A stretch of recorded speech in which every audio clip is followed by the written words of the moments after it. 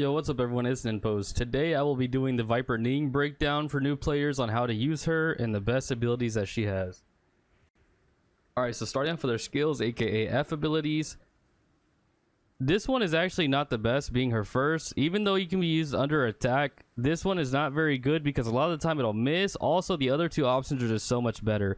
So the second one, you have the ability to silence them for, I believe it's 8 seconds. Meaning you can just win the fight much easier and have a better time because they cannot use anything to help them win the fight other than their basic neutral.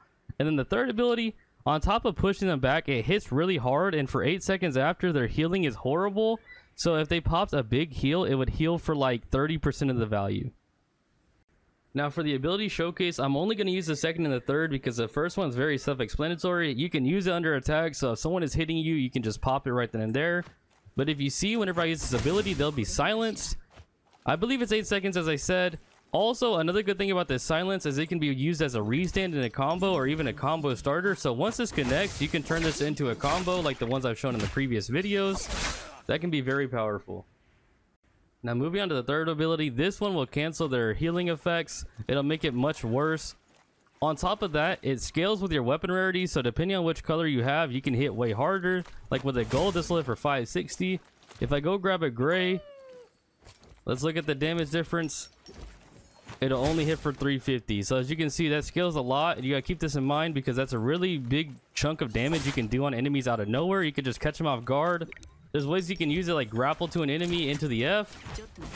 Quick 560 damage. Now moving on to her ultimates, all of them are actually good. The first two are more team oriented though, because it's hard to just stop an enemy and stun them by yourself.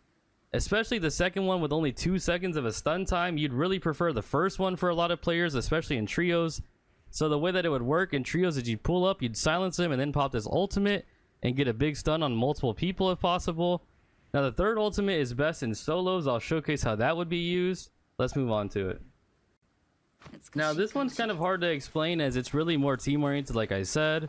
But the way that it would work, for example, is let's say I pull up, I silence this guy, I'll instantly pop ult. My teammate's duty is to fully distract and stop this guy from getting away. Then when it's over, you get a stun like this, and that's when you can just team focus attack him and guarantee his death. And if you kill him fast enough, you can work on the other teammates if they're caught as well. Now moving on to the third ultimate, this one's my personal favorite. It's more solo oriented though as well, like I said before. Whenever you pop this ult, as long as this string is attached to them, they cannot use their abilities. So you can use this to take advantage and maybe get them into a combo during it, while they cannot use a combo to break it. Also, if you notice at the end of this, it'll hit a huge stagger on them. You can get a free blue focus off on this for a huge damage outcome. It's very good, strong for solos. I highly recommend it. That'll be all for today's Viper video. I hope this can help some of you newer players out starting the game, because I do know she is a free character pick that you start off with. Thanks again, guys, everyone, for watching. I really appreciate you guys and all the support you've given me. It's been crazy. I'll see you guys in the next video.